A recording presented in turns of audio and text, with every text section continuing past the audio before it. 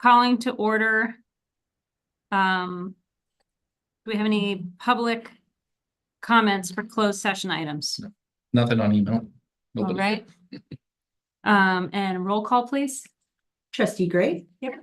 Trustee Jackson Miller. Here. Trustee Edmondson. Present. And we heard from trustee Donnelly and trustee Dickinson that they are running a bit late and will be here soon. All right, thanks for that. The board is convening to close session. It's like it's about 4:12.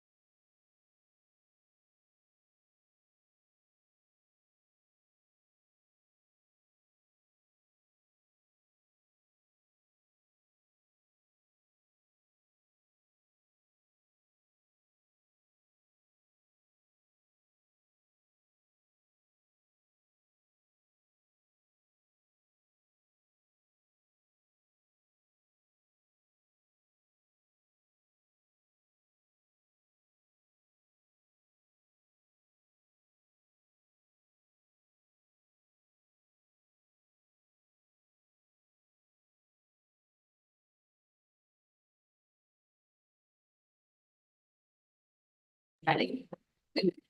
All right. George. Are you ready for us? All right. Welcome, everybody. The board would like to open session at 6:40. Can we have a pledge of allegiance?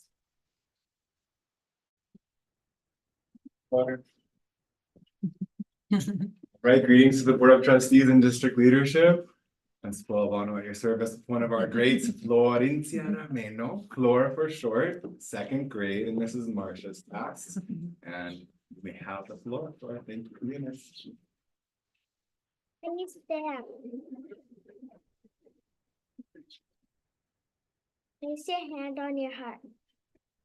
Ready? Begin. I pledge allegiance to the flag of the United States of America and to the republic for which it stands, one nation, under God, indivisible, with liberty and justice for all.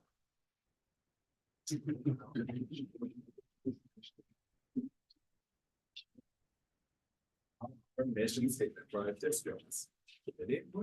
Staff, students, parents, and the community help ensure that each child develops the skills and character necessary for lifelong achievement and responsible citizenship in a diverse world. All right. Thank you. Thank you so much, Flor, for starting our meeting off on the right foot. That was wonderful. The board has award to read to you. Would you like to do that? Thanks, Callie. Yeah. Very nice to meet you, Flor. My name's Robert. Welcome. Flor is an amazing second grader and CSG Dolphin.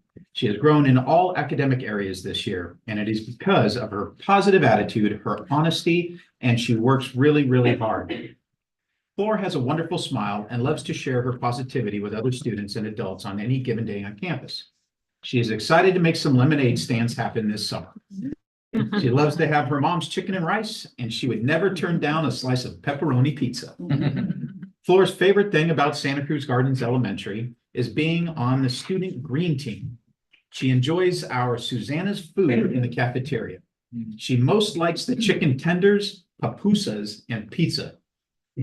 When she grows up, Flor would like to be a dentist because they get to have fun with kids too. She also says that it is very important to brush your teeth. Absolutely. If she could go anywhere in the world, she would love to go to Hawaii because it is the perfect temperature and the water is warm. Lastly, though Flor is a great second grade reader, math is her favorite subject. She enjoys playing math games and trying out mystery challenges. You know, I'm going to ask you about that in a minute. We are so grateful to have Flor's bright kindness and strong character at Santa Cruz Gardens Elementary. All right.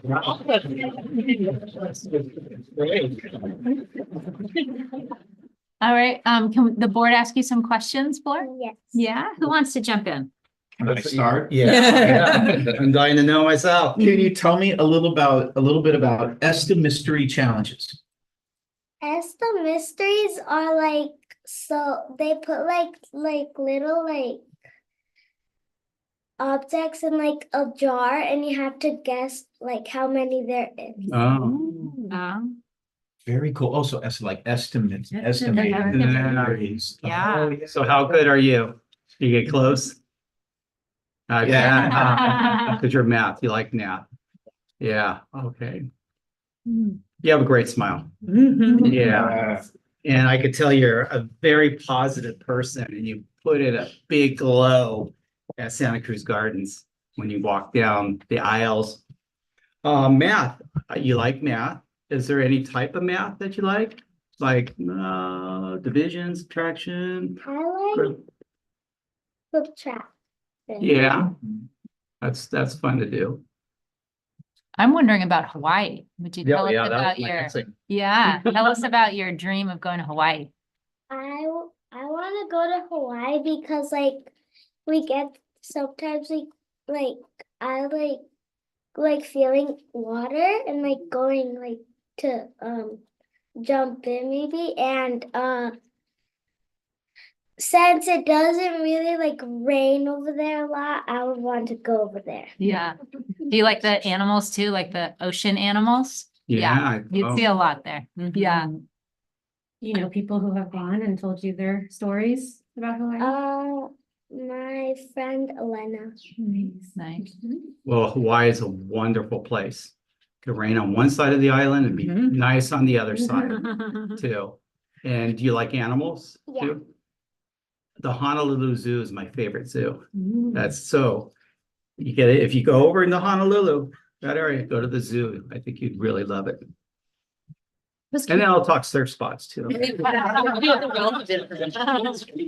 I was curious about the green team and what you love about the green team at Santa Cruz Gardens. I like picking up trash and watering plants. Wow. That tied in with me when I was thinking about wanting to go to Hawaii and also the green team and thinking about like when you're on an island, also like a small school campus, right? Like everyone really has to pitch in and do their part because like, you're in kind of a small space and if you leave things getting garbagey and you leave those plants unwatered, it has a really big impact. So that's very, very cool. I so appreciate that you help take care of your school that way. I want you to go talk to my two boys because they need to learn how to take out the trash and water the plants. And where is your favorite place to get pepperoni pizza? Maybe Domino's. Domino's. Yeah.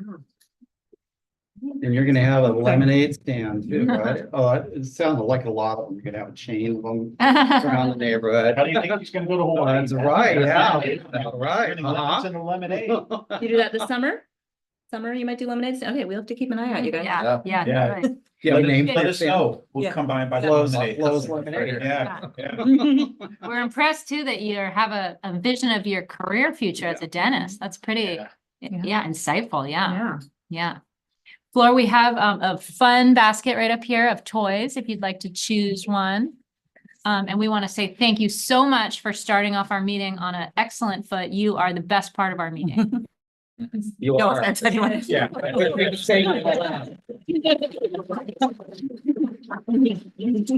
And can we get a picture with you once you pick your, yeah, all right, let's do it. Good, here. Would you like- You want to get, I grabbed some Nice. You want to come around front? If you want. Your family, get them all in there. Yeah, yeah. You guys want to all come up to the Yeah, picture? come on up, be part of our picture. Yeah. Okay, you just solved it. Might have to win a prize.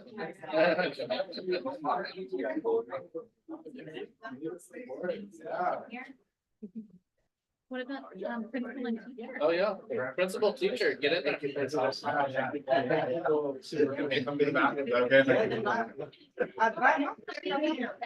Step ladder. Nice being solved. Nice. All right.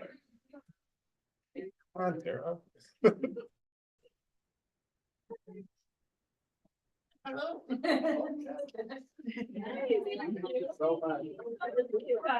Our family. Congratulations, that's awesome. Thanks for coming in. Yeah.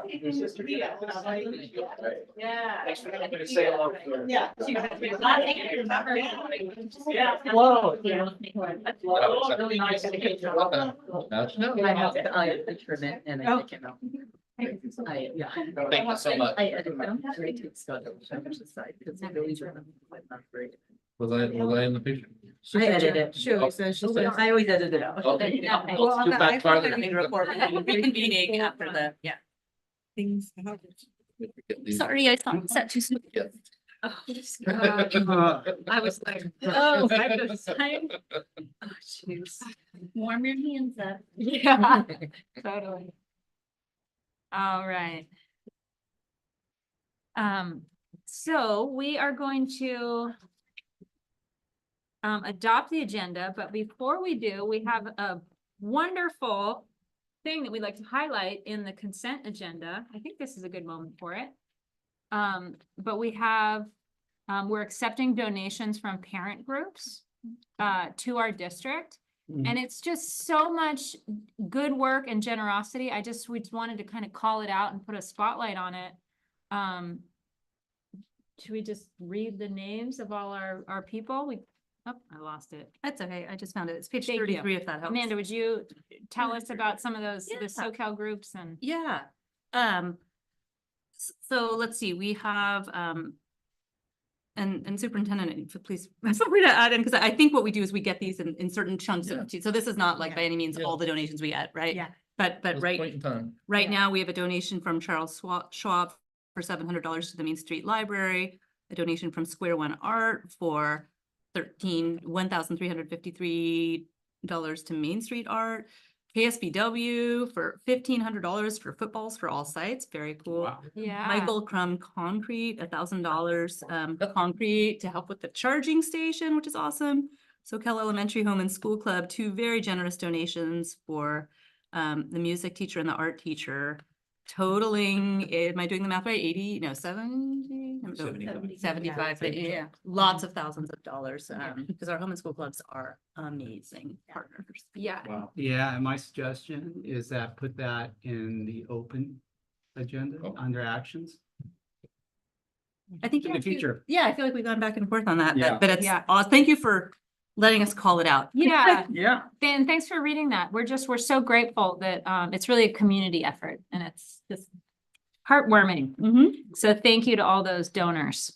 So now do I have a motion to adopt the agenda? Go for it. I'll make a motion to adopt the agenda. I'll second There it. you go. All right, all in favor? Aye. Any opposed? All right, the agenda is adopted. A report out of closed session. So the board has nothing to report from closed session and will reconvene after open session back into closed session this evening. Consent agenda needs to be. All right, do I have a motion to adopt the consent agenda? I'll make the motion. Do I have a second? I'll second. All right, all in favor? Aye. Any opposed? All right, consent agenda is adopted. Public communications? Anything on email? Nothing on email. Any comments from the room? All right. Moving on to standing reports. Superintendent, would you like to take it over? Sure, I'll do a few quick hitters here. So, start with the governor's budget may revise. Came out recently and there's still a lot of analysis of it. So without getting into the details, which we can in a future presentation, it seems like there's not a lot of change from the January budget for TK through 12, generally speaking. And TK through 12 public education is somewhat protected in 24-25. It does seem to be negative, but there does seem to be a lot of concern about what the 25-26 year may look like from a fiscal perspective. So something we'll be keeping our eye on and tightening our fiscal belts. On to more positive news. Attendance, some important data points. Attendance continues to be up about 2 percentage points in our district compared to last year, and we're obviously near the end of the year. So that's exciting. And chronic absenteeism is down a little over 10% compared to last year. So more students are in more seats more frequently, learning more often, which is great data to start with. I hope all the staff in the district enjoyed a great period of staff appreciation. They're always appreciated, but during this highlighted period of staff appreciation, well-deserved efforts were made, lots of great signs around the schools and everything. This morning, Jessica and I were able to go over and visit Santa Cruz Gardens with Mr. Boyce and the 5th grade team over there did a great project on the trail to Chaminade, putting up boxes with 6 different manuals about all the different species on that trail. So project-based learning at its best is what I think we can say. Looking forward to the 8th grade promotion ceremony on Friday, the 24th at 3 o'clock over at New Brighton. I think all those students have gone all the way through our system. Say goodbye to us. Over 200 of them. And then on a final note, congrats on our lone retiree this year, Mr. Dean Cutter. 35 years as a teacher, 14-year at SUESD, and just a teacher that's known to be all about students. And what better thing could you say about somebody? That's all for me. Moving on to All right, well, I'll be brief and I will not be duplicative. So many things that are happening in our district that are so great to celebrate at this time of year, of course. Just wanted to mention it was so great to see so many of the board members out at the Main Street open house. Excuse me, last week. Lots of families, lots of great energy, just such a great night. Also last week I was able to, not last week, the week before, just after our board meeting, we were able to take a small contingency to the state wellness conference. So Crystal Lemos and myself and a few of our staff members were able to attend about a day and a half of really kind of specialized sessions on all different kinds of wellness for adults, for kids, what counties are doing, districts are doing, schools are doing. It was really fabulous, and we'll share some of the resources with the board if the board wants to take a look. Also too, that same day we celebrated Carissa and Christina at the AXA regional award ceremony, which was a wonderful event. We had such a great time. And at that time, we were able to bring more people into our AXA charter board because I see people doing great things. They want to be part of that and they ask to participate. So those are just bigger numbers to advocate for the work that we think is so important in the field that we work in. Then I'll just mention one more thing, and I think it's because it's something I'm very proud of, and we went from a district leadership team model to a stewardship lead model this year. And so really what we asked our staff to do is, you know, because we are the stewards of families and kids every day, and we take that job very seriously, what does it take to successfully do that as a district? So how do we align our resources? How do we look at teaching and learning? How do we build our culture? How do we do all of those kinds of things in a collaborative and kind of thought partner way? And we've made a lot of progress in that team. That team met today. We've come up with a tentative plan for the 24-25 school year of all of the things that we want to do to improve that stewardship work that we're doing together. So those are just a couple of updates from me. Exciting things happening. Thank you, Jessica. And I'll be quick. I enjoyed going to the back to school nights. Those are always a fun time to see all the kids and parents and so forth out there and seeing all the amazing work that the kids have done. And then just piggybacking on what Scott said about the May revise. There isn't as many details. It's kind of vague. This morning I watched Casbo's presentation, and they said, you know, normally there's a lot more details into the trailer bill, but they said they were just getting information right before their presentation they had this morning and trying to put their slides together. So the only other difference we see from June as of right now, really for K through 12 is a COLA may go up to 1.07% compared to the 0.76%. I mean, for us, it would be around $40,000. I mean, if everything stays in place of what it is. But other than that, no deferrals, they still haven't mentioned those. So let's keep our fingers crossed that nothing changes when we come to June. Great, that's good news. That's great news. Yeah. Thank you. All right, do we have anything from CSEA? I don't have anything, no. All right, anything from SEA? Let me. Well, we're thinking of you guys out there. And they're super busy. Yeah, yeah. Let's go. Yeah, totally. We hope you're enjoying your restful evening. Items from trustees. I'll start. As far as meetings go, I have nothing to report out, but I always have to comment on the wonderful art here. Yeah. And I was looking at it, they're all different shapes. So I assume they pick a shape and they cut it out and they put it here on the art. So it's interesting that blocks, you know, circles, half quarter circles, just, you know, and then the stars over there. So it's quite imaginative, you know, what shape, why they, you know, pick the certain shapes. But anyways, it makes the boardroom boring.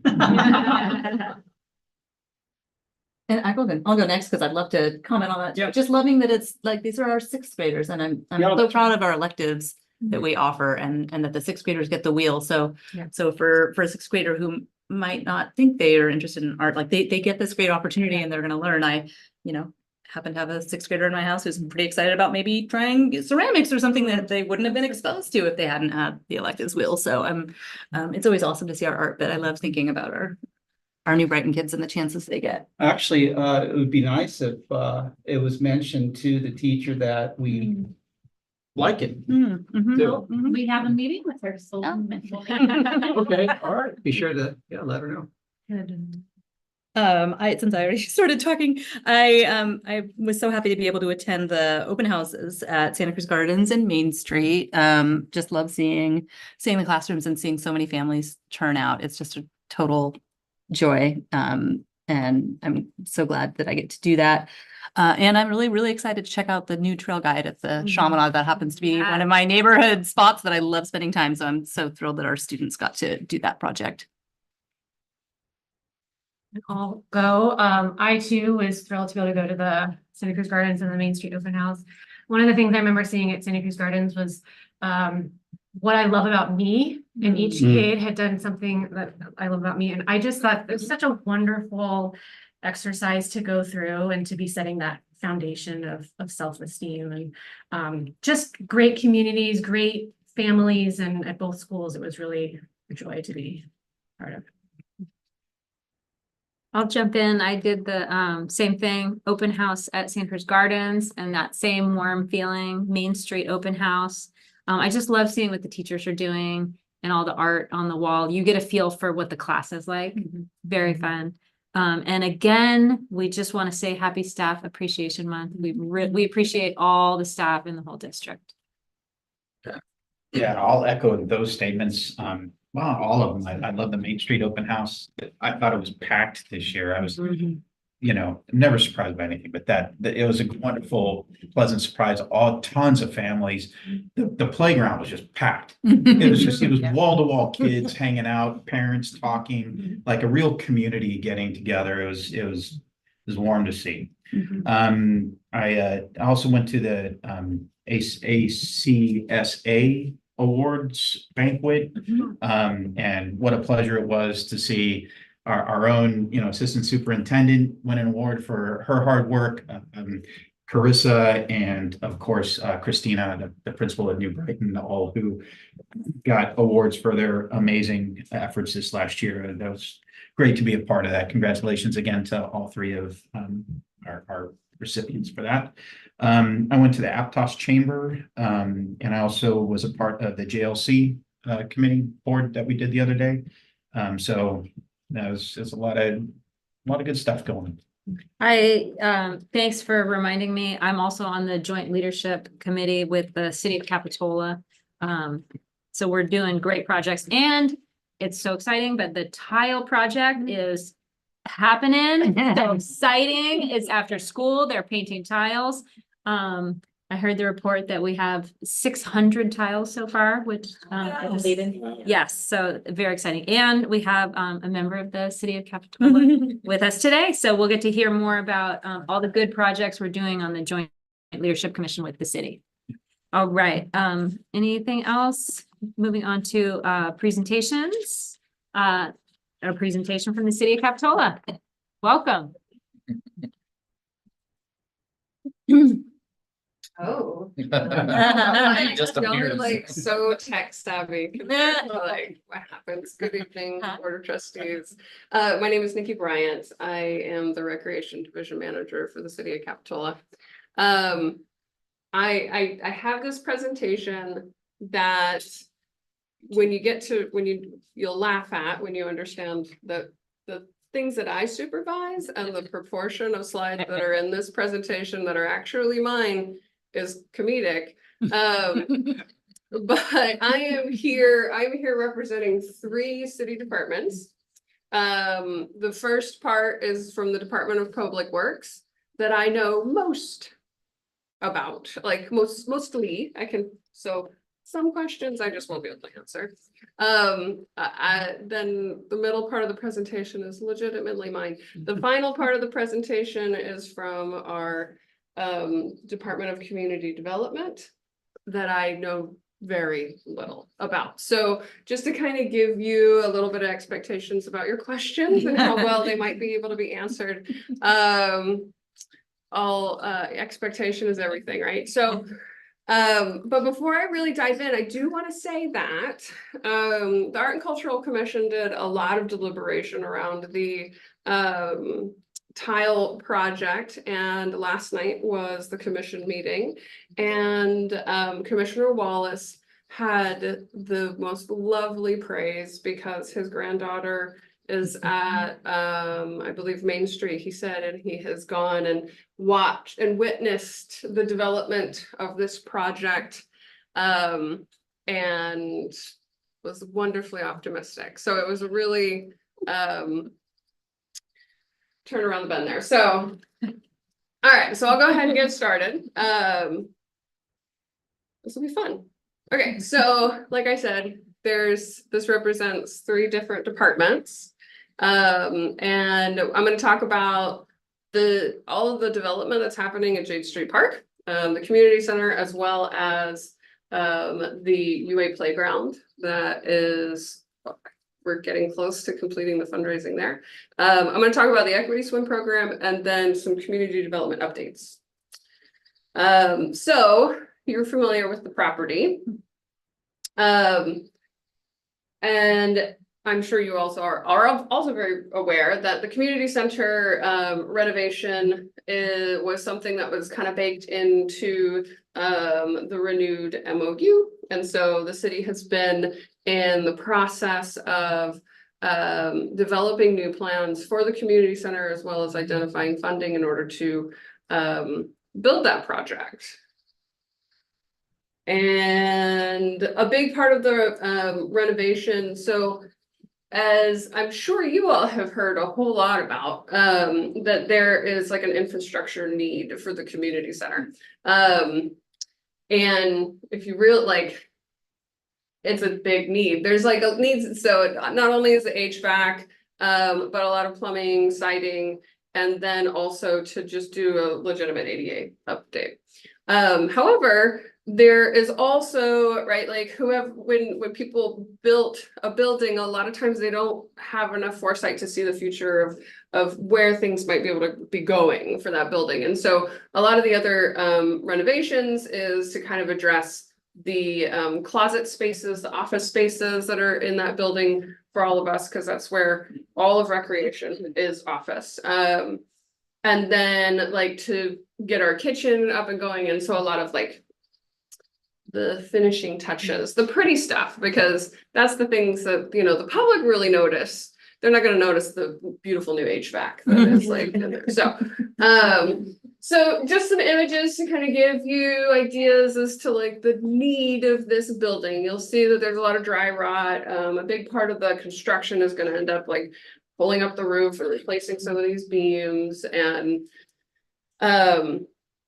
getting some of the ADA upgrades. So like if you can see our front desk counter, like it's here, right? It's super high. To the point that even our staff that sit at the front desk, they have to like stand up in order to see people. So definitely needed. Our kitchen is also all at like a really high level. So we're very excited for the changes. And this is what it's going to look like.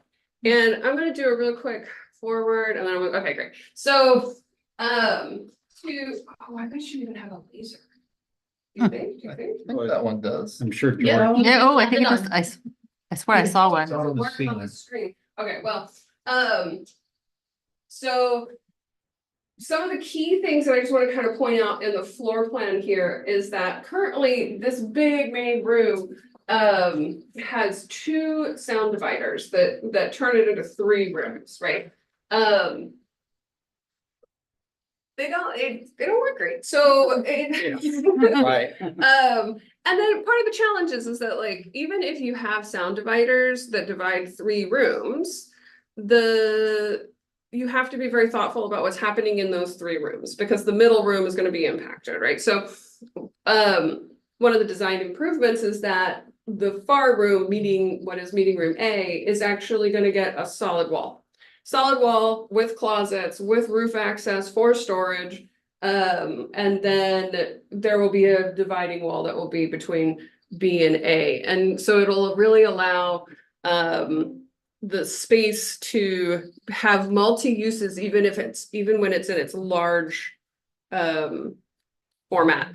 And then there's a lot of we're actually getting a single stall bathroom, which is really exciting. Right now, there's multi-stall bathrooms in the community center, and we have a lot of youth programs running out of there. So it obviously makes it a little uncomfortable during the summer. You're just waiting for the bathroom all the time as an adult.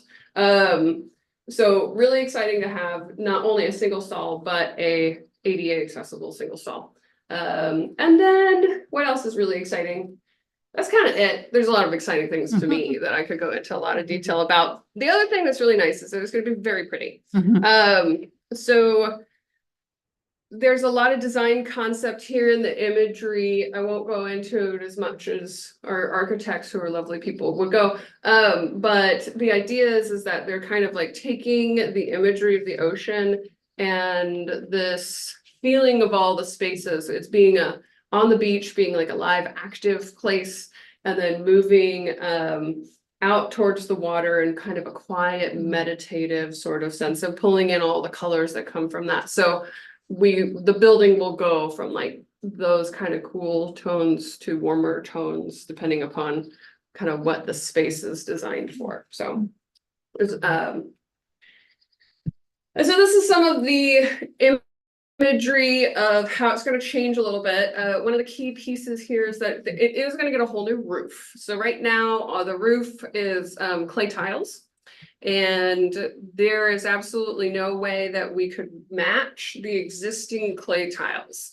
So we just had to kind of make a decision that like they're all going, or we did have an option of potentially having half of the extended new part of the roof be one material and then keeping the clay tiles. The upside of going with a whole new roofing material was that it would allow for the building roof to take solar if that was a next phase. The weight of the clay tiles, as well as just being tiles, would never hold solar. So this gave more opportunity, which we like that idea. And then what else is really fun about this? There's a lot of fun things. There's a nice siding on the outside. It's just going to be right now the coloring is like maybe a little cool for a welcoming community center. And so it's actually going to get like a little warmer on the exterior siding look to it. And then the entryway is going to change. Let's see. So one of the like very visible pieces is that right now there's beams that kind of come down over the entry of the community center. So those are going to get pulled away, and there's going to be like a little bit of a awning and to give it a little bit more of an open entryway. Still maintaining the really big doors and maintaining a lot because there's a lot of natural light in the community center. It was one of the things that we were really excited about maintaining.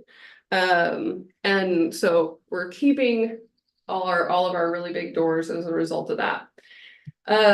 So a lot of the outdoor plans for this, and again, this goes to kind of like that moving from a quiet space to an active concept of the beach.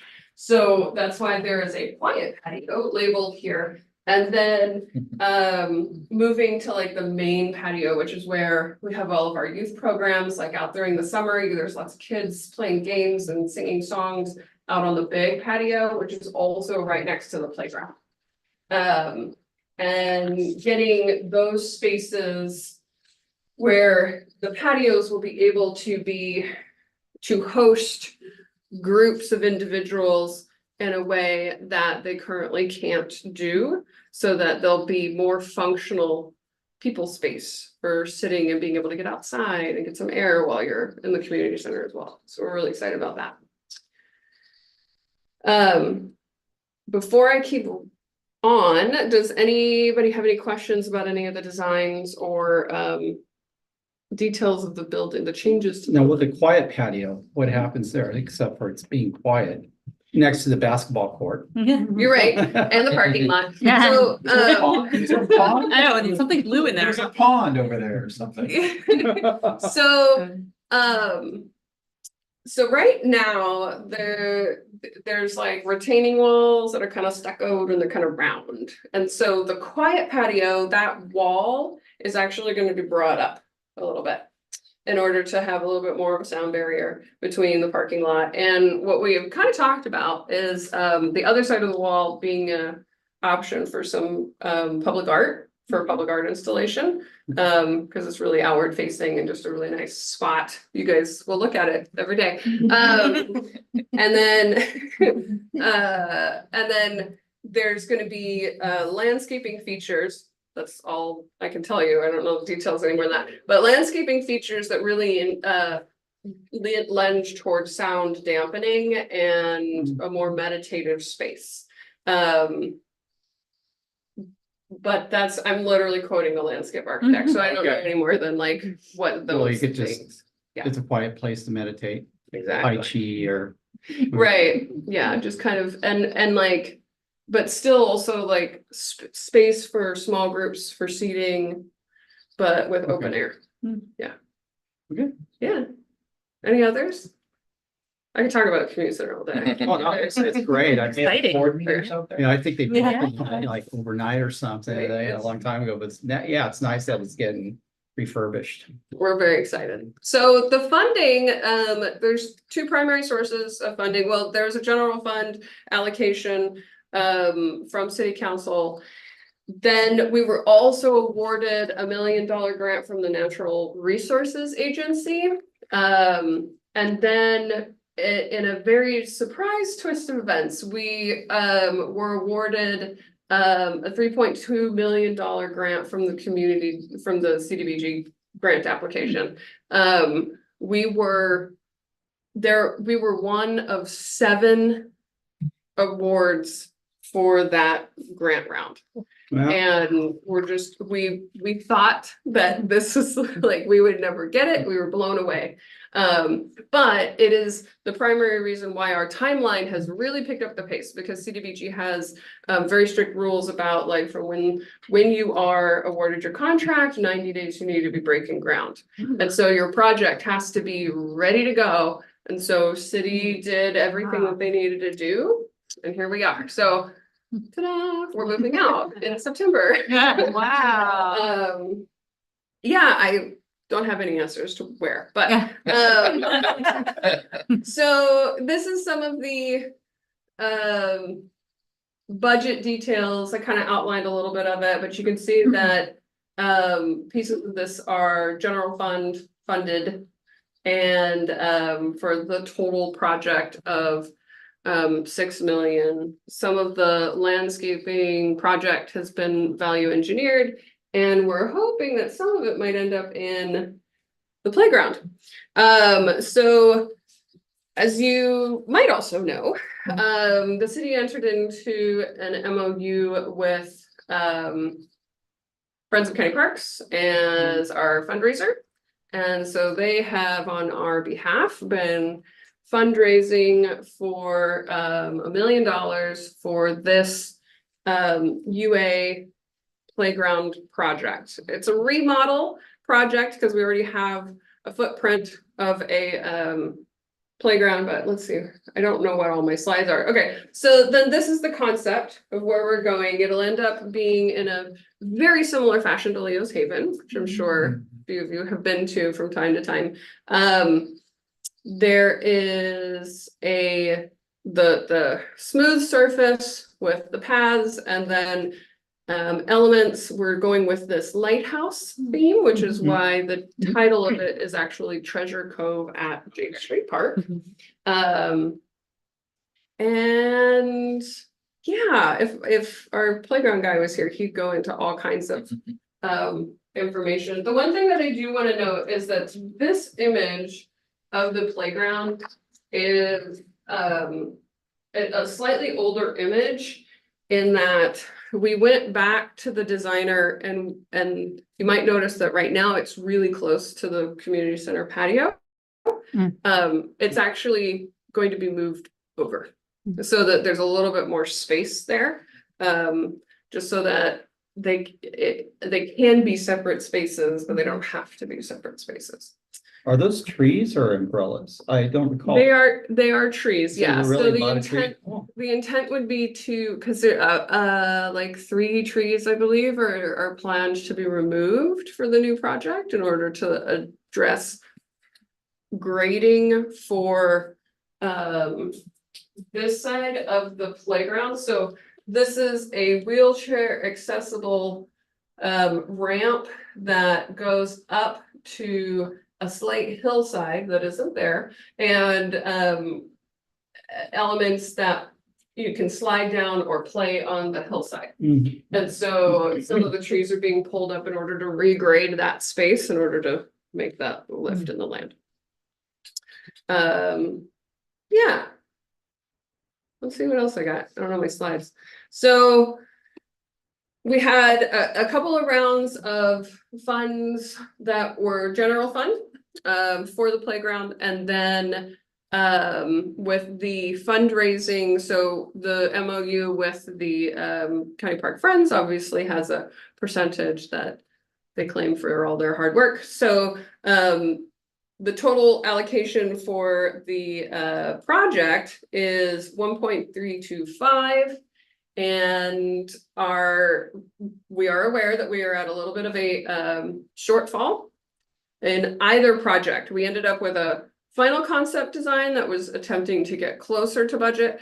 And then there's an enhanced project design that has some of the like more fancier elements and more of them in that project. So we've been kind of maintaining both of these to kind of see how the funding goes. And then we're currently in the process of applying for two different funding opportunities. Another one is a CDBG grant.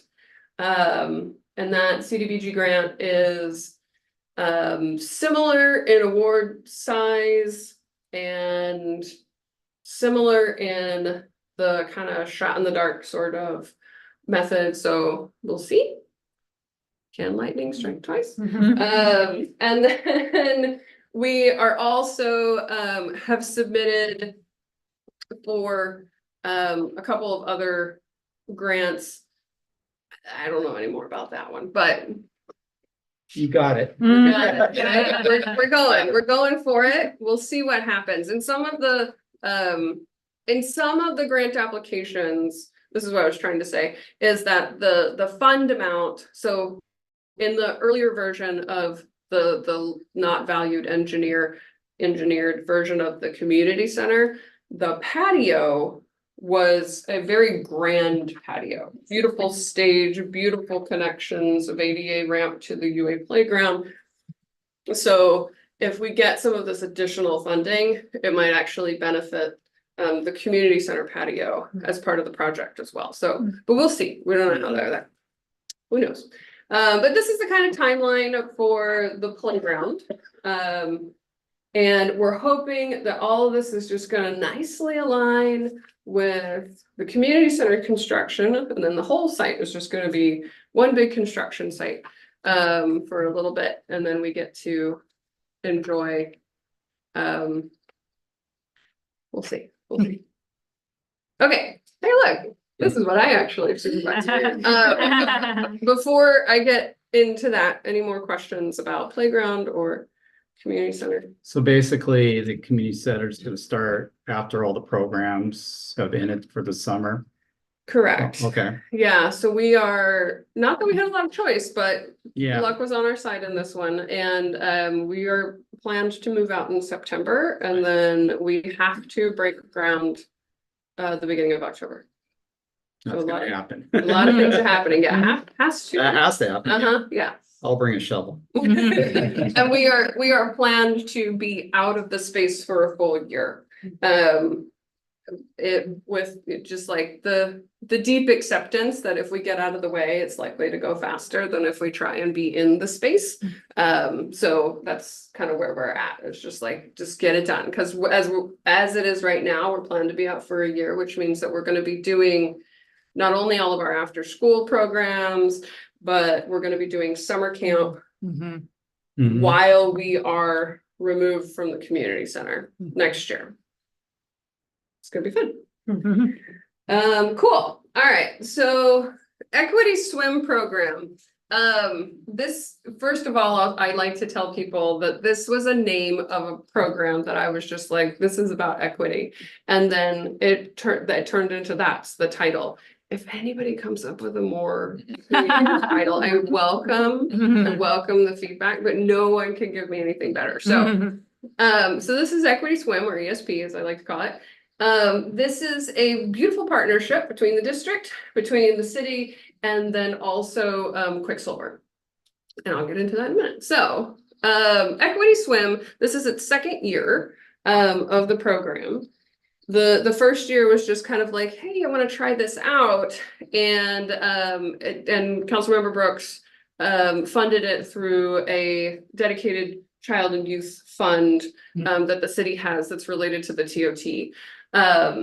And we did a small little program. And as I was getting it up and running, I turned to Scott and I was like, hey, Scott, we're trying to do this program because one of the big challenges of our junior guard, of the equity aspect of our junior guard program, is that you have to know how to swim in order to get into that program. And I like to solve problems. So knowing how individuals that have a lot of barriers, typically one of those barriers has led to an inability to swim in their lives. Either their parents have never had the opportunity, or they've never had the opportunity. And so I reached out to Scott and asked if the school district can help by identifying individuals that would really benefit from this program. And we scooped him up after school and we brought him to swim lessons. And last year we did it with 12. And they were in junior guard. They learned to swim. So cool. It It's so was cool. Very, very, very neat. And so we're like, hey, we're gonna do it again. And we did. So here we are. We expanded it to 24 students. And this is hitting all of our schools. So all of y'all's schools. Including Santa Cruz Gardens, which for our after school program, we're not out there. So that's kind of a fun opportunity for us to be able to tap into Santa Cruz Gardens as well as Main Street and SoCal. We also added a day this year. So the students are receiving swim lessons on Tuesdays and Thursdays as well as Sundays. And their parents don't have to attend on Tuesdays and Thursdays. The individuals that are beach lifeguards, they pick up the students and then bring them to, they kind of do a little after school-ish program. We do a little homework support, give them a little food, but it's really focused around getting them familiar with being comfortable swimming and knowing somebody that knows how to swim and connecting with an adult that is like, this is awesome, right? Because typically they don't have a lot of those people in their lives as well. And then, so our lifeguard staff and our supply cost has a cost to it. We provide the students with all the equipment that they're gonna need. We buy them their red trunks, we give them their goggles, we give them their swim caps and their trunks able to carry over for their junior guard enrollment. Quicksilver is the contractor that we work with in order to provide the swim lessons. And this was a logistics situation. Surf company. Oh, no. Yeah. Quicksilver USA, they do like all the swim teams and whatnot. So they also have quite the, I don't want to say monopoly, but monopoly of the pools, right? It's pool time around here is in high demand. And so it was significantly easier to just reach out to them and contract with them than to try and bid for pool time for ourselves. And I think ended up being a far more successful product because their staff is also typically working in Watsonville with a very similar program as well. And so they have a lot of crossover of like swim team focused youth and very new beginner youth. And so it's a really nice mix. I really appreciate the partnership. And What times on Tuesdays and Thursdays? oh. Because we got to get it's always about traffic. I think they start, it's either at 4 or 4:30 is when they're actually Fly on the swimming. back from Santa Cruz and check it out. Yeah, yeah. If you It'd be fun to see.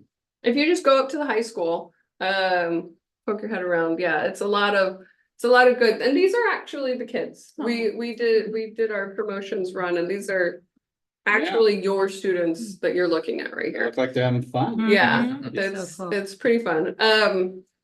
Okay, so looking forward to next year, the city is committed to doing the same program. We really love it. It's really nice to have this opportunity for these youth. And our staff really like it too. Like, it's an opportunity for them to be really connected with individuals in a completely different way. Mhm. So that's really fun. Some of our learnings that we had this year is that getting it up and running with our families, we could really benefit from having a on-site school meeting for potential families to come and meet the staff and hear about what the program is. We had this idea, we just couldn't get it off the ground. But I think that if we go into it from, August, we'll having this opportunity, because having the buy-in from the families that this is a really great opportunity, and they only get that until they actually get to meet somebody, and they meet somebody in a space that is theirs, right? We could invite them to the community center all they want, but it might not feel like their space, but school, that's their space. So we're going to shoot for that in order to really get the community connection for those pieces. Quicksilver has negotiated a new site. There's this in Capitola, there's this fitness, it's Capitola Fitness, kind of near the Folly Inn and the post office over there off the bay. So they've negotiated the use of that pool, and their plan is to actually have that pool be dedicated to us. And it's a really great site because it's going to provide it's got a nice little space so that our little after school portion of it is they can sit and do homework and have a little more private space there. So we're really excited about that.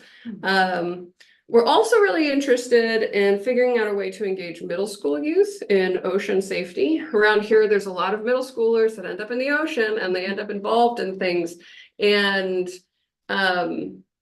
giving them a little bit more of a robust education, junior guard like, but more on the safety, risk management, and what do you do if you see somebody in distress, kind of like giving them those tools. Down south, there are very similar programs, so we're interested in doing something along those lines.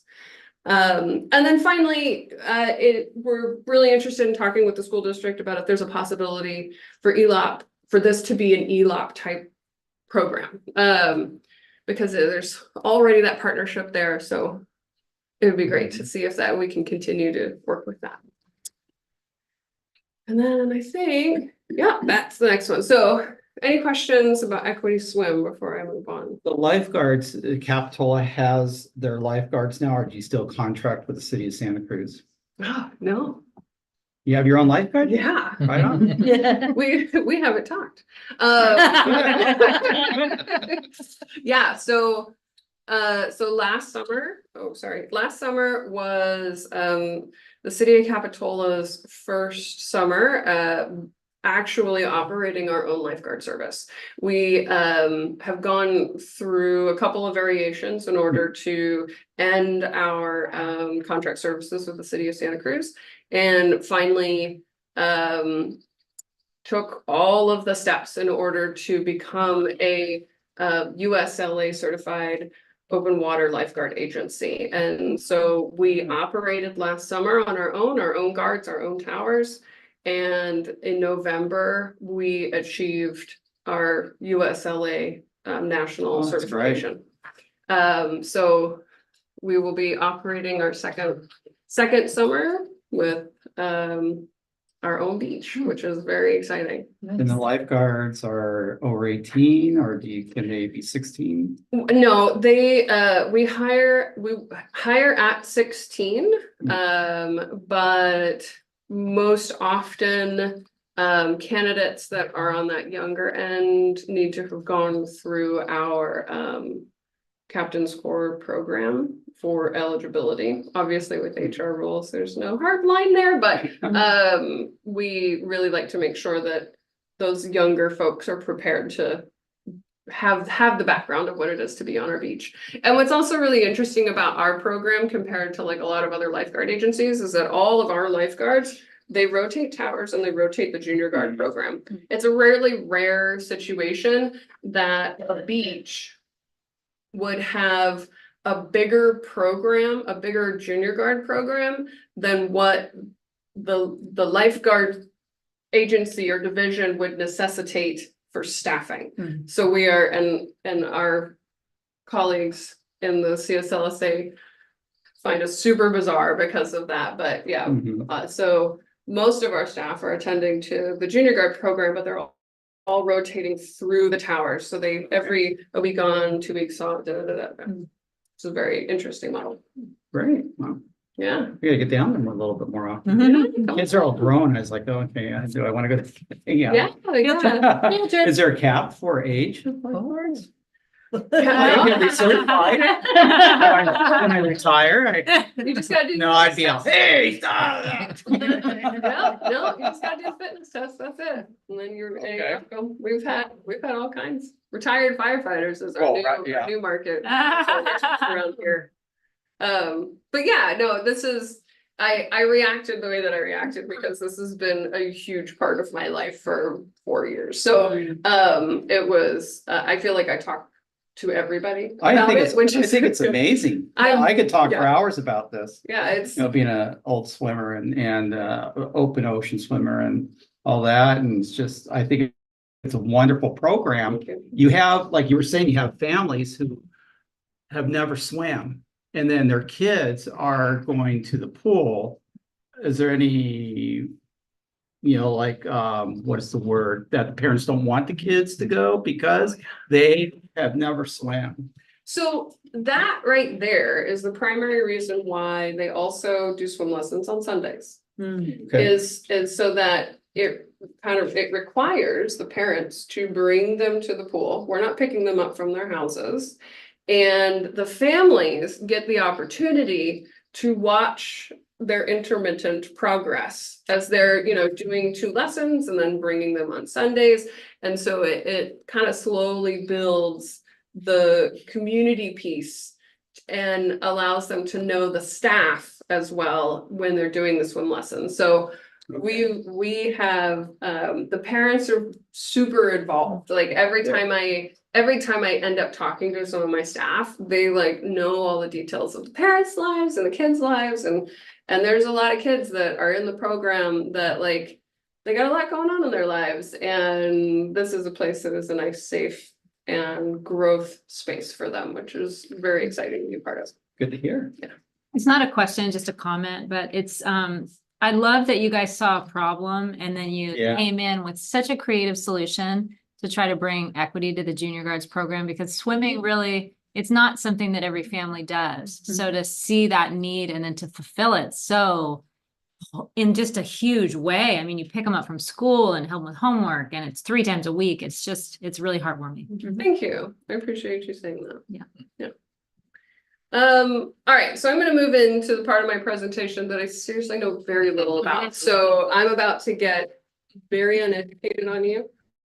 But the housing element, so I could read you the slides. I don't know if y'all want that. That might be kind of boring, but I know that, so we're still trying to complete our certification for the housing element. Our RENA numbers has been increased to where we're trying to identify this number, 1,336 units. And I believe that this packet, all of the links are in your packet in order for you to, when I don't know what I'm saying, you can go back and look. So that's kind of the intent that Katie put together for this. We have been working with the mall in order to redevelop the mall, and housing has been a big part of the conversation for the mall. So the city, in order to address some of the mall's requests, the city has, adjusted the height limit of excuse me, to 75 feet. And with that, with that change, there's an estimate of the 1,707 units. And then the percentages of lower income and moderate income that would be expected with that development. It is a project that we don't have a project before us. And there's been a lot of back and forth in order to just kind of get to where we're at right now with hitting the height limit for them to develop a project that works within all of their matrices. Now what is exciting is that there are actually a couple of affordable housing projects that are happening or about to happen in the city. So there's this 4401 Capitol Road, not far from the community center. And if you're driving down Cap Road, you'll see that it's like a big open leveled space. Watching demolition is super cool.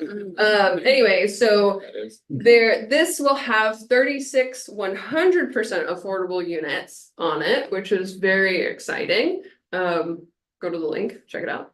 And then coming up is this 38th Avenue one. And again, this will be 52 100% affordable units. The Planning Commission has approved it. And then there's gonna be like all the next steps for the contractor for breaking ground. We don't have a date as to like when that's gonna begin. Yeah, this is the O'Neill property. So Right. Yeah. that's all I got. You did a great job. Yeah. Yeah, Colleagues owe you thank coffee. Yeah, do you have any pets? No. Forgot to ask Flo that. No, it's because I'm standing. If you ever watch me in council meetings, sitting behind the table and presenting is like, it silences me. It's very funny. I'll stand There you any go. day. Thank you very much for having me. Thank you. I really Thank you. appreciate it. I'm happy to answer any Yeah, yeah. questions that you might have. Well, at the mall, the mall's gonna be turned into housing or like Sears or what's? Yeah, so I can give you this much of an Yeah, answer. that's So the project, the first round of proposed before the pandemic, right? We were kind of working on it, and that included housing. And the city was working with Merlot and Geyer in order to like kind of finalize, and then they kind of pulled back with the pandemic. So there's always been the intent of having, which I think is like Santana Row. Right, yeah. Right, like that there are the retail spaces and then the units Right. that are on top. And then right now, for the design pieces based on Planning Commission, oh, I know more than I think, that Absorb it all. I am paying attention in council meeting, that there's gonna be a parking garage that'll be hidden within the structure, and then the housing would go around the parking garage, so that when you look at the exterior, you look at a clean building, but that there's Okay. a parking garage that's kind of like stuck in the middle there.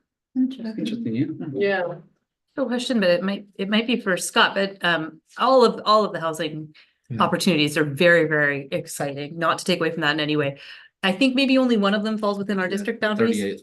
Yeah, that's the only. 38,000. Okay, that's what I just.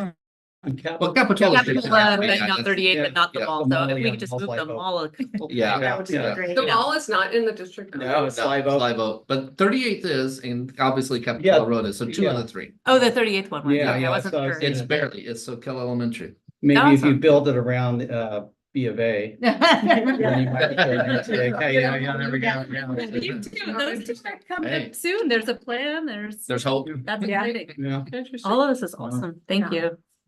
Hope Lots that of good changes news. mine. Yeah, no, thanks for setting. Yeah. Great. All right. Thank you so much. Thank you. Yeah, thank you. Thank you.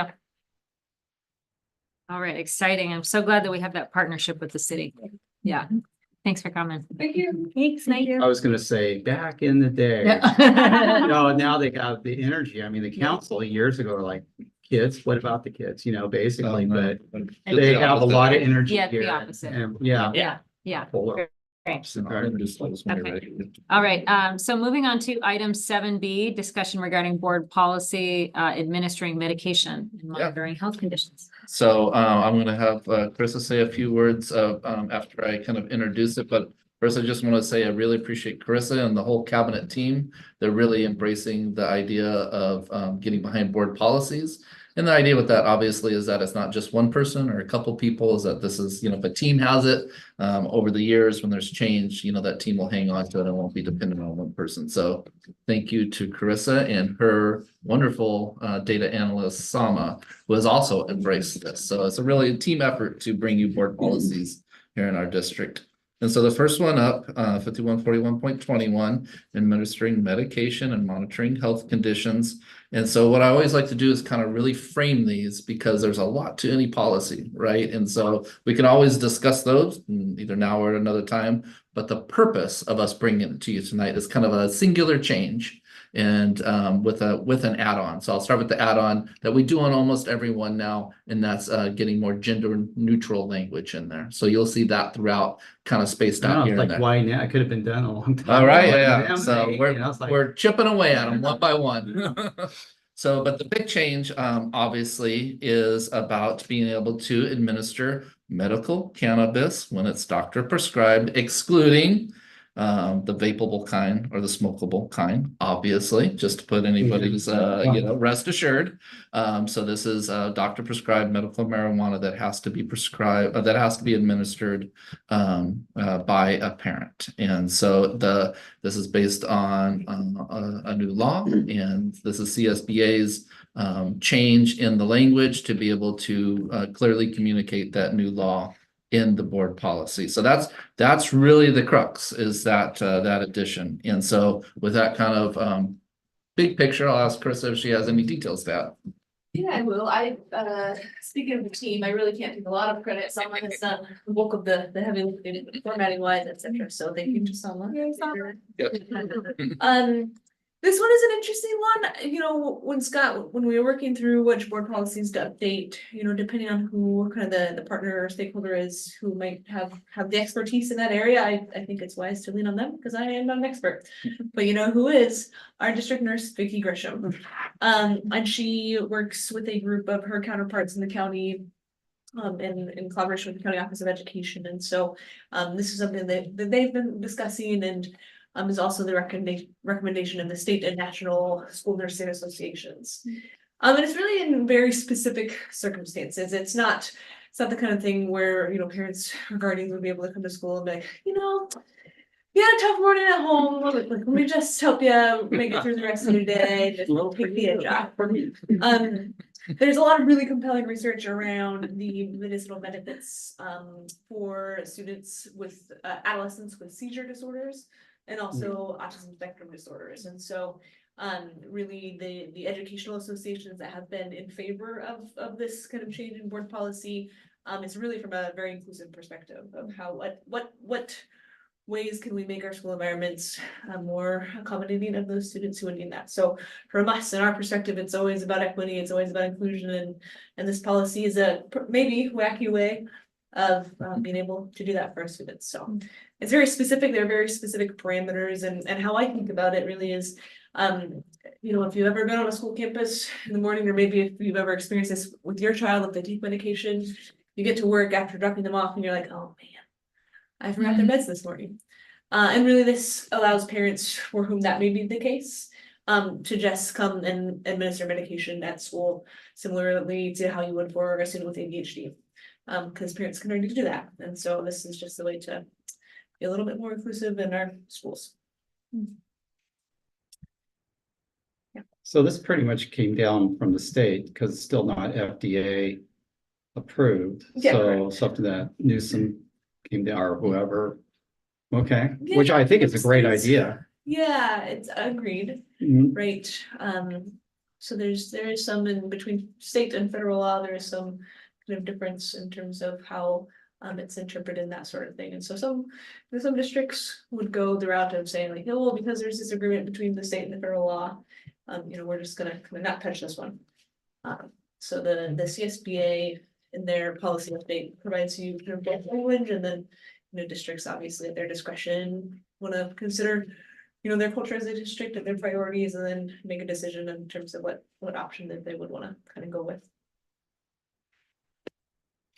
Okay, well, I did email about, a guardian, not a guardian, but a caretaker, caregiver, Yes. somebody that takes care of the kid.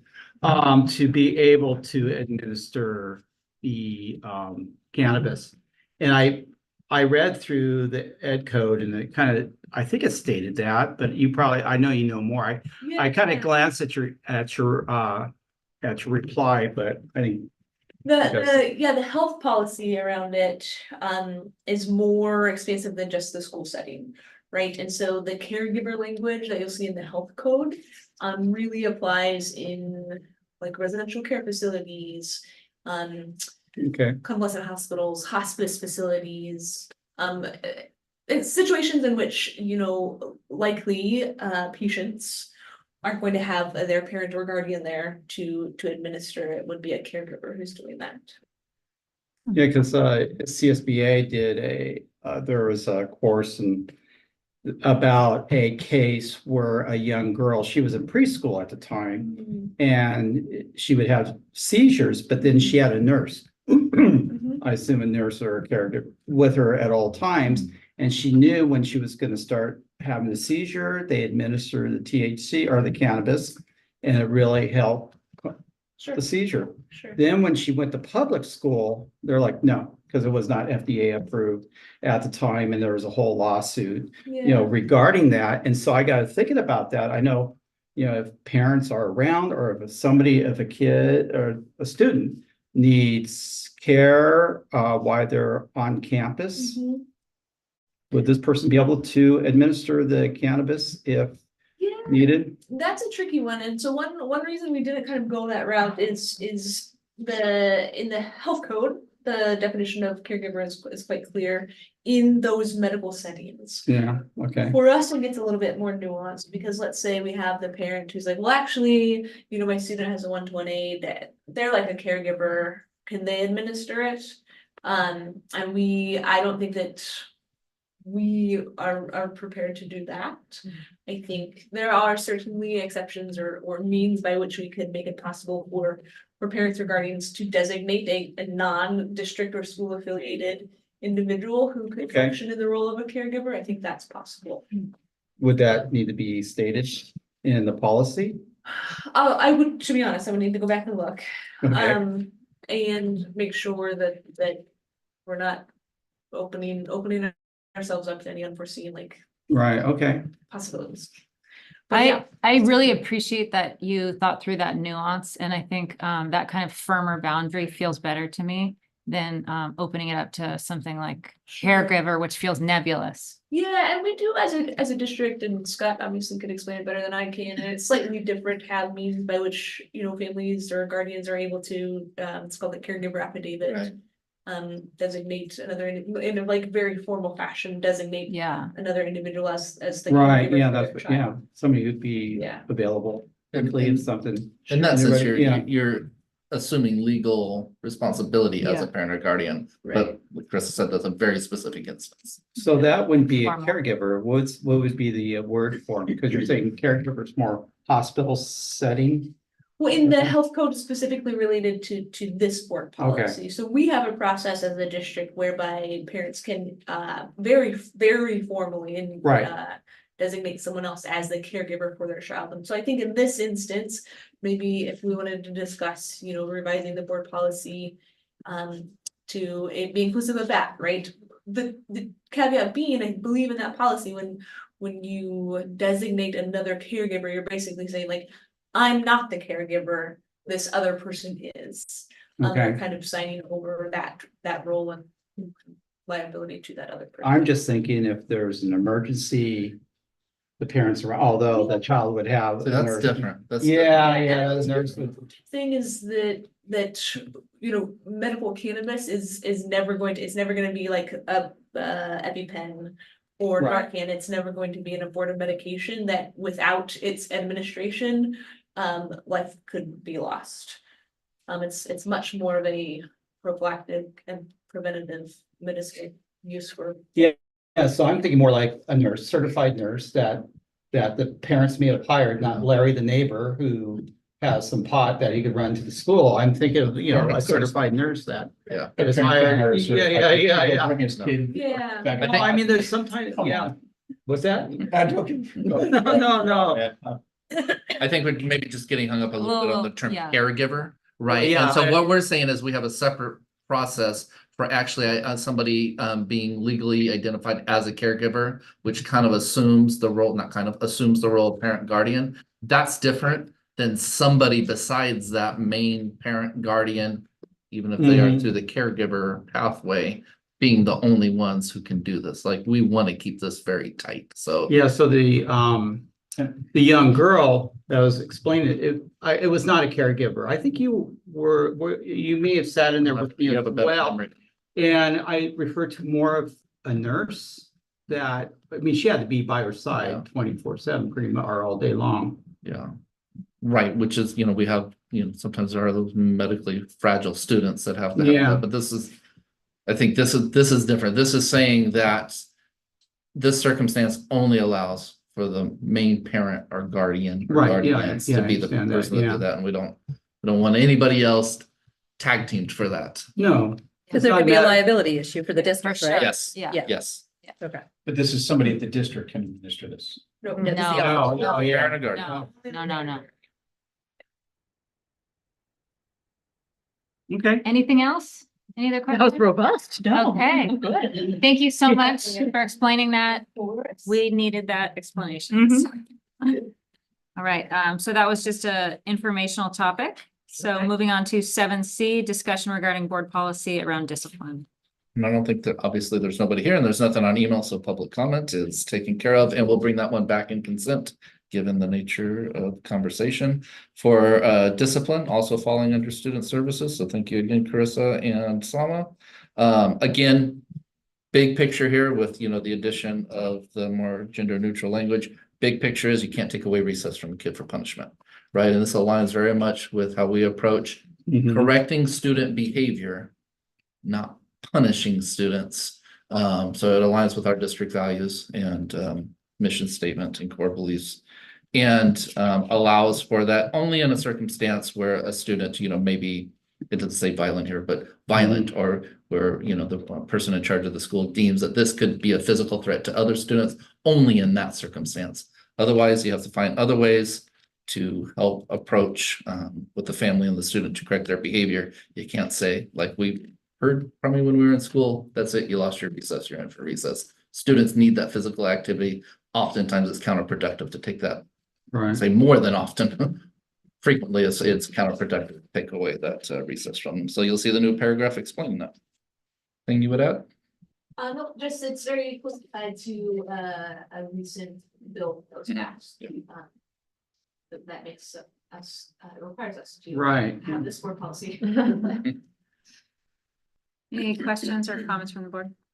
I had a suggestion for an addition, but I was just looking at my notes on it, and then now I've lost my docket, but it had to do with, and maybe you have the email Yeah, I I'll look sent it up. earlier, but I wanted to add in that this be in accordance with our non-discrimination and equity policies. So I think it was just adding those two words. And I Maybe think, at the beginning of the new paragraph? Maybe. I found it if you want Thank me to you. read it. Yeah. Amanda suggested that we add to the discipline policy, the following language. The staff shall enforce disciplinary rules fairly, consistently, and in accordance with the district's non-discrimination policies. Change that to the district's equity policies. in accordance with think the I read district. the wrong I think, yeah, in accordance, just really, I think just adding in, it's at the top of that page too, in accordance with the district's equity and non-discrimination policies. Is Great, adding both. that okay with you guys? Get an argument from us. It just it really aligns with all the work that we've been doing over the last 4 years. And I just want to acknowledge that that is the equity work in action for what we do on the board level. That's how we make the equity work real. So I love that you saw that opportunity to add that. Thank you. Any other questions or comments regarding the board policy?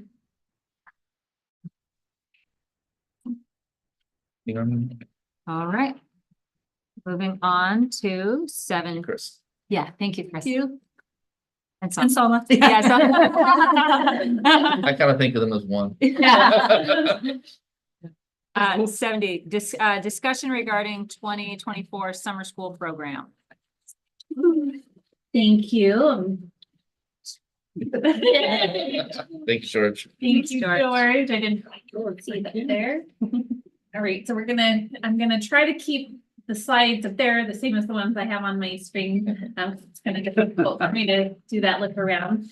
But as always, I present to the board at this time of year in kind of a pre-summer programming mode to say, this is how we're going about planning for our summer program this year. And then in the fall, I'll share, well, this is how it went. So this is kind of the prelude. And I'll start with just some background. And this is just, for maybe our newer members to realize kind of there's some differences between the two programs that we run in the summer. We do coordinate between the two, but they do serve different purposes. So our summer program really, it's a program that we look at serving unduplicated students. So that would be students that are homeless youth, foster youth, English learners, low socioeconomic students, or students who have not yet met like grade level standards and fall at least 6 months below. For our ESY, which is our extended school year program, those are students that have IEPs, and not just any student that has an IEP, a student who's designated by their IEP team to maybe not be able to recuperate or retain the skills that would have been lost over the course of a summertime. So if they're going to be in a worse place when school started than when they left this school year, that's typically how their placement is decided. Am I right on that? Yes, Okay. there's a eligibility process that Yes. we go through as a part of the IEP. Yes. So that being the case, both programs are served on the same campus. And we do both programs on the same campus so that we can have students in both programs interact with one another and share resources, share teachers, and go into each other's classrooms and those kinds of things. So how are the students selected? Obviously, we have a lot of students in our district. And so when we look at unduplicated students first in our summer program, that's always, those are knowns. Like we know who's an English learner. We know who is a foster youth. We know who is a homeless youth. But there's lots of things that we also don't know about kids, about why they're not finding the kind of success in school that we're hoping for. And that doesn't always come in a nice package. What that comes in typically is us noting that they're unduplicated and or the student is recommended by their teacher or somebody at their school site as someone who would benefit for continued learning over the summer. And this is a process that we've had in place pretty consistently over the past couple of years, where we actually have the staff answer questions about the student. And that really helps us to be able to narrow our focus on which students we need to invite first to participate, because where the highest need is where we want to serve first. And typically that 6 month below grade level is kind of where we start talking about kids like, I wonder why that is. But we do have students that are below that, that fall into this category. We have students that are a grade level below in some areas, sometimes more than that. And we're trying to really make sure that we're continuing to serve them as long and in as many ways as we can. So that's how the summer program participation works. Students' participation in an extended school year were recommended by their case manager and their principal and through the IEP process. So this is my favorite slide because these are all the things that we've learned over the course of the past few years about what works and what doesn't work with programming for summer school. So one thing that we've learned is the pre-session training and preparation is essential. So what we do in the pre-session training is it's before the summer session starts. And we talk about what's important about bringing kids onto our campus and what's not as important bringing kids onto our campus. So the first thing is we want them to love being there. Like the first important thing is not that they get 10 math lessons done. The first most important thing is that they have a caring adult that they want to see every day. The next most important thing is that we communicate clearly with families about our desire to serve their students. So before the first day of school, all of our staff reach out to the families and say, I'm your child's summer teacher. And these are all the things that we're hoping to do together this summer. So that's one thing that we learned is that pre-session time is really critical to the success. We've also noted that one of the things that's been really critical is having one site lead established. And this site lead actually has a separate position. It's not a person who's an existing staff member who's teaching a class. It's a person who's designed to be the principal, like administrative designee on the site to be able to say, gosh, this thing about recess isn't working well, or, oh, we need, to kind of share some teaching materials, or, oh, we need to communicate with parents, or these kids need, a different type of service. And so we have this year a lead position that has been filled by a member of our student services department, which we're really excited about. Another thing that we have found to be really important is to find a hosting site that does not have other facilities maintenance present. Because, when you're putting HVACs on the roof and you're holding a summer program, it's not always something that's, that works. And so our cabinet gets together and we say, where is the safest place for our kids to be this summer? So this summer, it'll be at Main Street. There's a single session offered this year. Some years we've done multiple sessions. Right after COVID, we did multiple sessions and we really hit it hard. But it was also really hard on our staff. I would say our staff, because we self-staff so successfully, our staff going into the school year was already so exhausted. And so while we gave it a valiant try, it's just not something that was the best practice for us. And also with the way that we're funded, we get funded through the ELOP, and ELOP really is a July 1st through the last day of June funding. It complicates it when you don't end at the end of June. And we've ended in July. And so it really makes it more complicated on the business partners. The main streaming opportunities are inclusive. That's something that has worked really well for us. It used to be, and I hate to say this even out loud, but students, IEPs didn't come to summer school. And if they didn't qualify for ESY, they didn't get that either. And that was something that we're like, that shouldn't be happening. Why is that happening? And we dismantled that a few years ago. Small class sizes are optimal. I would love to be able to say that we're keeping that as a maintenance rule, but I will tell you, we have some areas where we have some big classes this year. And so I'll talk to you tonight about how we're going to mitigate that. The SEL and pro-social skills development are part of daily routines. So we do we do our mood meter check-in, we make our charters, we do those kinds of things that kids are used to doing in their classrooms during the school year. We maintain those same routines during the summer. We have counselors available over the summer. That's also something new over the past couple of years. It's been a really great additional practice because we know that a lot of the students that are there, they don't just forget what their issues are, right? They're still there. And so we've got some really great counseling staff who are going to be at summer school. We'll be serving 2 meals a day.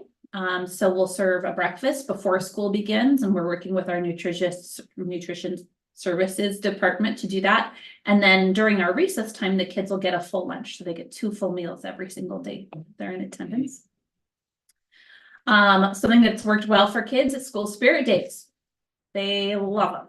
And so pajama day, all of those days, that staff love too. They talk about how much they love. So we're going to continue those. The families love the weekly communication. So that is also something we're going to continue into this year through the teacher and through the lead of the school. And we do student pre and post surveys now, and we don't just do academic assessment, like how did they do at the beginning and how did they do at the end? We actually ask the kid, hey, how did you feel when your folks told you you're gonna come to summer school? And usually they're like, well, we didn't really want to come. But by the time that they leave, what we found to be true is they were saying, well, maybe I didn't want to be there, but I had a really great time when I was there and I saw my friends. And then the last best practice that we're going to continue into this year is a field day, culminating the session. So that brings the entire school together. So what does the engagement look like? It's not drastically different than our past years. We embed our all of our content areas in with our physical fitness, socialization, inclusion, mindfulness. This year, we were super lucky because one of our outside staff that we are bringing in, and she actually comes from Los Gatos. She's a high school teacher in Los Gatos. And she is going to be in one of our middle school teachers. And she is going to be doing all yoga and mindfulness practice through the physical fitness kind of wheel of the middle school program. And so she was like, can I do this every day? I'm like, you could do it every single day. And so she's really excited about that. But we have very few outside staff coming in. We have about maybe 4 outside staff coming in. And I'll get to a slide that'll kind of talk about that. But it's really exciting to see our staff come together and start looking at integrating their lessons and kind of building that synergy together. So who will we be serving this year? These numbers are even wrong as of when the board docket was posted. So we had in K through 2 more than 48 students. That's like a really big number. Because if you want 12 kids per grade level, that's twice as many. And so what we're doing is we're adjusting some of our staffing. And so we did have an instructional assistant who is a teacher in Los Gatos, who a lower grade teacher, first grade teacher, said, I can't be there the first and second day of school because my contract hasn't ended yet. So I would prefer to apply for an instructional aide position. And so he's going, because he has a teaching credential and he's a great first grade teacher and got great recommendations, we're actually going to transition him from an instructional assistant position to a teaching position. So we're going to make some adjustments based on the numbers we have. We're not going to put, 24 kids in every class, right? We're going to make those adjustments. So this is the number of kids that we had as of last Wednesday. We have right now signed up probably about 20 more than this to date. So that's exciting. We have not turned very many people away, though we have had to turn a few. And we just have a waiting list going.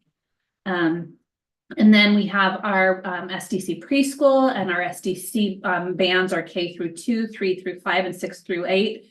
And those are the numbers inclusive of the students that we're bringing in from outside our district, because some districts don't offer an extended school year program in their district. And so we've created an MOU to be able to serve the students there. And Carissa and her team have worked on that. So we're really excited to be able to offer that. So who will be serving our students? Oops. So far, this is our staff. This is our staff numbers: 1 lead, 1 office staff, both internal. Our nurse will be just there, not the whole time, but there's going to be some part of her week that will hopefully be there. We'll have approximately 20 teachers. I think 21 now. And 2 counselors. They'll be sharing a contract, so there'll be 1 person there at a time. And then we have 23 support staff, and that includes Who's going to be the lead? It'll be Caitlin Williams. She's our district behaviorist, and she has served as a summer lead in the district that she worked in before in Monterey County. So she's super excited. I've met with her 3 times about her opportunity to lead, and she is very, very ready and willing.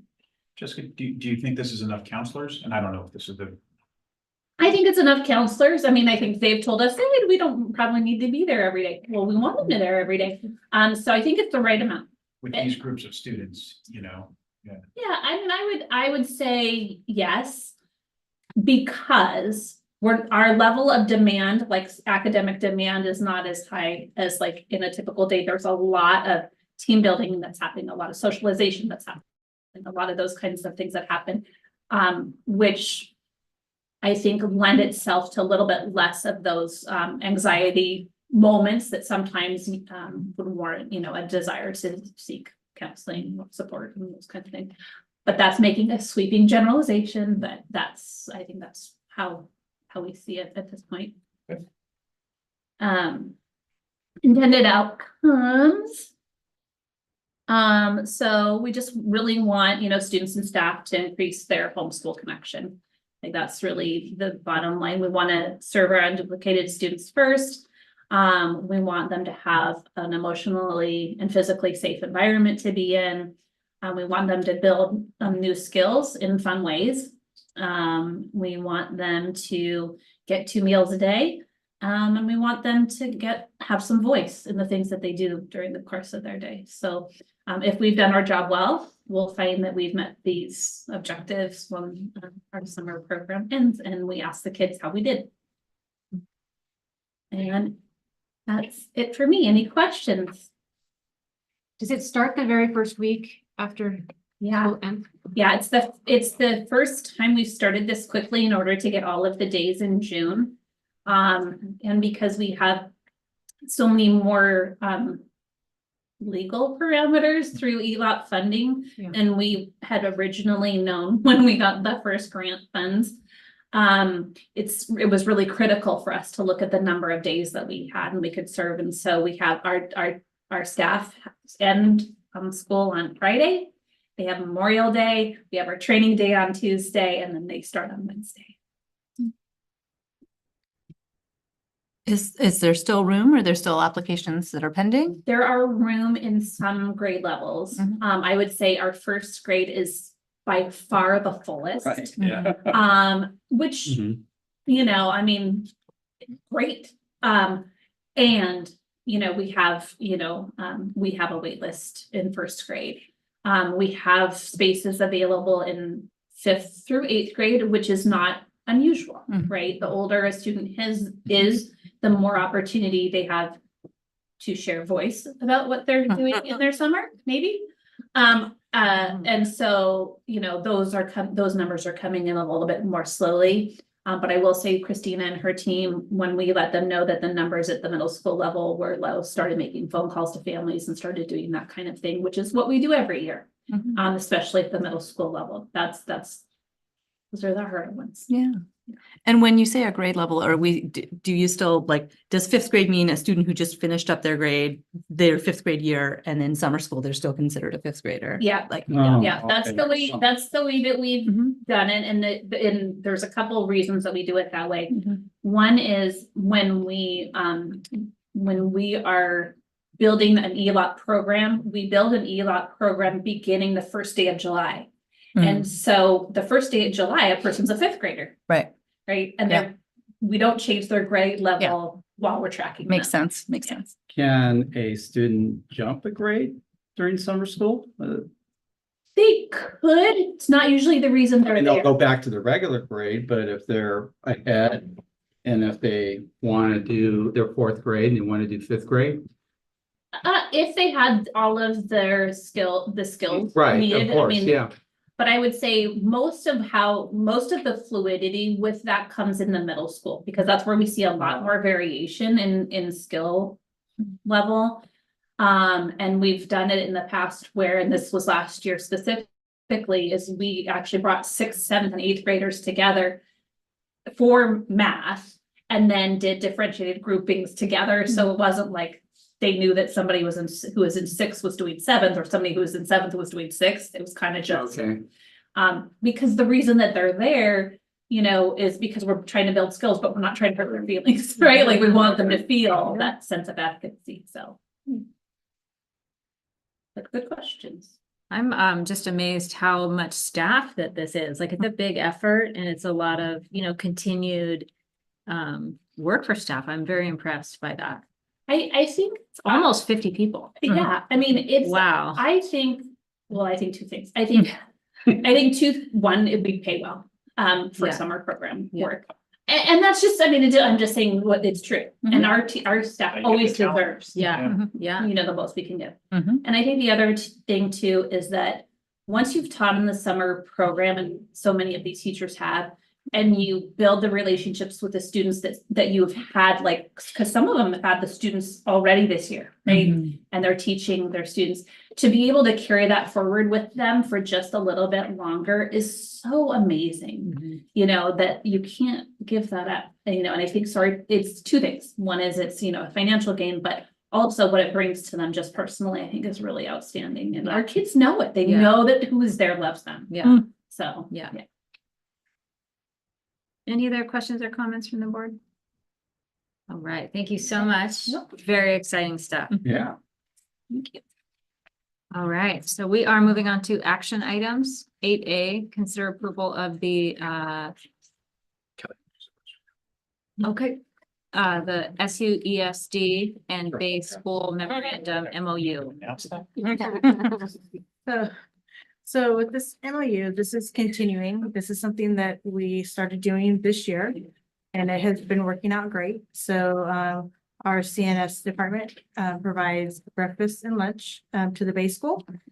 We invoice them monthly as we know the meal counts and so forth. And as far as everything's been going, it's been working out great. So it's just a continuation. So And then- we provide their lunches and snacks for them. Yeah. Yeah. Yeah, so as you can see, if you go to that second page there, it'll show you the breakfast, a sample lunch and breakfast menu that Amanda put together, just to give an idea of what's provided to the base school.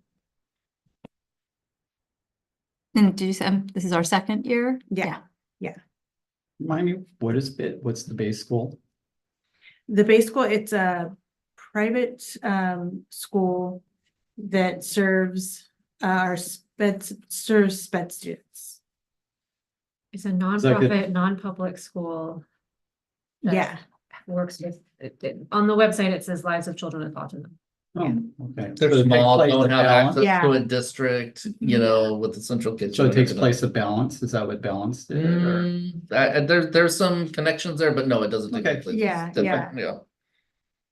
So I think it's a really special school that provides a lot of extra supports to Yeah. kids who need a different setting, is what I understand. You know, Yeah. and have some kids who were able to attend and got some things that they needed. But I think it's awesome that we're Yeah. partnering with them. They don't have a kitchen, they don't have a CNS, Yeah. you know, Yeah, so yeah. making sure they're getting what they need and doing it at what I'm sure is a very fair price, you know. Yeah, oh, It's very absolutely. The prices Kind are- partnership, yeah. Yeah. Yeah, and then just looking at the menu, they have the choices, which is awesome. Yeah, Instead yeah. of just saying, okay, we'll provide lunches and breakfast and Yeah. this is what you're getting. There's Lunch. a variety. So They get the pupusas too. You missed it. That was before you were on the board, but we got a tasting menu when Amanda came and Yeah, did her we should have- presentation. Yeah. Yeah. What happened to that? I know. I know, I thought it was gonna be every month. Should it be tonight? Well, next time. we have to approve something. Yeah. Well, it's great to be able to support that school. yeah, absolutely. Yeah. Absolutely. So this is an action item. And it's not a roll call. Nope. There's All right, nothing so, on all right, so, do I have a motion I'll make the motion to, to approve the SUESD at Bay School MOU. all right, do I have a second? I'll second it. All right, all in favor? Any opposed? All right, it passes. Moving on to item 8B, consider the resolution ordering elections, requesting county elections to conduct the election process, reconsolidate the election, and specifications of the election order. That's Tried to a make long that extra long. Oh, man. Is it redundant? Stump the No, president. It's, there will be a quiz. 4 seats. That's the kind of the big news on this one as we head towards the November election. 4 seats is not typical. We usually stagger 2 or 3, which is logical. But when you have a provisional appointment along the way and 3 happen to be up anyway, we get to this unusual place of having 4 of our 5 seats up. Wow. Robert is safe to 26. Mhm. You're the Hold only the one. You're the junior, right? You're doing- Then it'll be 2 years. Yeah. Well, I don't think that hit me until you just. Okay. No Buena pressure. suerte. It's all you. All you Might guys be got to the raise only $8,000. one left. Yeah. Okay. You know, probably something that may stand out on the memo if you haven't done these a lot is the budget figures, like $50,000. That's a high number, but there are 4 seats up. We've spent in the, towards over 30,000 before in previous elections. Wow. And so now we don't know who's gonna run unopposed and Right. who will and who won't run So unopposed. you So don't have to pay. that's a high figure. So we, Mhm. I asked Allison to budget that much, and always better to have a little extra padding and come in under, which will probably be the case. But that's, so consider that as a high number. Yeah, like I said, there's, 4 of the 5 seats. You can see the trustees, the trustee areas that are impacted. And then kind of the key dates. We're ahead of the game a little bit in getting this resolution on. But the board may be considering a second election order for a bond coming up. So we wanted to do this one. Mhm. So, June's gonna be very busy with LCAP budget and possible bond consideration. So figured get this one on now, get it on, get it early, and you can see all the key dates there are listed on the second part of the memo. And then there's the actual resolution, which again identifies the exact seats and the exact terms that would need to go to election. And so yeah, we're recommending that we get this resolution done nice and early so we can get it over to county elections and make sure they know that we're ready to go. Great, thanks for that. Questions or comments from the board? What's the $50,000, up to $50,000 actually used for? To pay for an Yeah. election. So yeah, I mean, Right. I always say this, and so I'm saying this a little tongue in cheek, like there's not election fairies that just make the election happen, right? There's people that have to run county elections and produce the ballots and make sure that all the guidelines are followed and everything. So it's not an easy or simple process, and That's our fiscal responsibility and not Yeah. the county's. Yeah, isn't that amazing? So like It's every each public, yeah, agency. I'd Yep. say each Yep. public Yeah. agency, Yeah. so like courts would be paying if there are judges on the ballot, like the county pays if there are supervisor positions on the ballot. Yeah. Isn't that something? So we It- have to pay for. I know it's surprised, but I thought we've gone up to 80 or am I dreaming? Not to my A nightmare. recollection. We can go Okay. back and look at the numbers, but yeah. Okay. I don't think so. And do they give us a bill? I mean, like, what is that, what determines that number? It's an invoice, right? Well, just don't pay. You can go into like the per voter amount in each trustee area and which seats actually run, some will run an actual election. If one of you, let's say in a trustee area, choose to run again and you run unopposed, then that won't be an election. That we won't be charged for that. It won't be on a ballot. So those are the variables. Huh. Yeah. I didn't cost you guys a dime. You're welcome.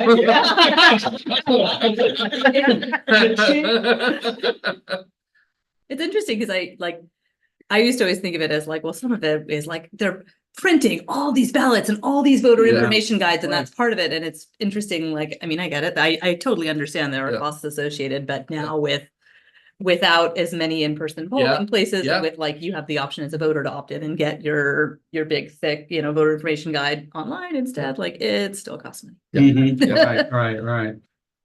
I reached out to Scott and he explained it more, just this process, but something that struck me is that it looks like it's tied to our seats, but it's not at all tied to our seats. The request for this funding, it's simply having the election cost money, like Right. everyone's been Yeah. saying, printing the stuff. If there needs to be a recount, paying the people to count the ballots, it's that kind of a thing, even though Right. it looks like it's tied to us, but it is not at all tied to No. us as individuals. Right. Got it. Interesting. Any other comments or questions or declarations? Just kidding. And then, I'm so late. I just got that. That was very fun. Thank you. And it, within each trustee area, it's just that trustee, that area that the people are voting for that area. It's not the whole Yes. district voting for everyone. That's right. Yeah. right. Okay. Yeah. That's different from what I thought it was. That's interesting. Yeah. All right. Years ago. Anything else? Okay, this is a resolution. Can I make the motion? Yes, can I hear your Yeah. motion? Sure.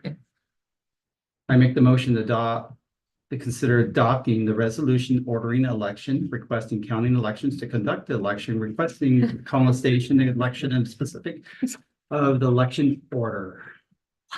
Wow. I don't make this up. I take it straight from county. I know. County election. I'm the second. You have a second? I will Okay. second. All right, all With in the favor of appreciation. the resolution?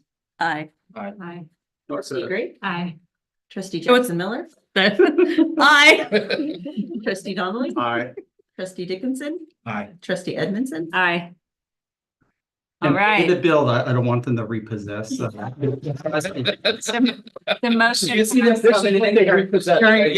Carrying this out, yeah. Like $5 a month.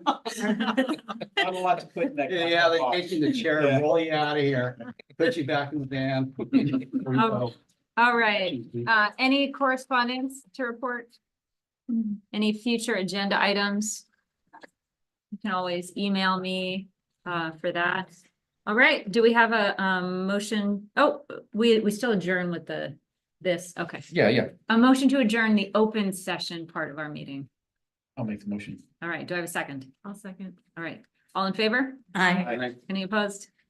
All right, the meeting is adjourned. The board will now move into closed session to finish that agenda. That's why you got, I thought you were just like.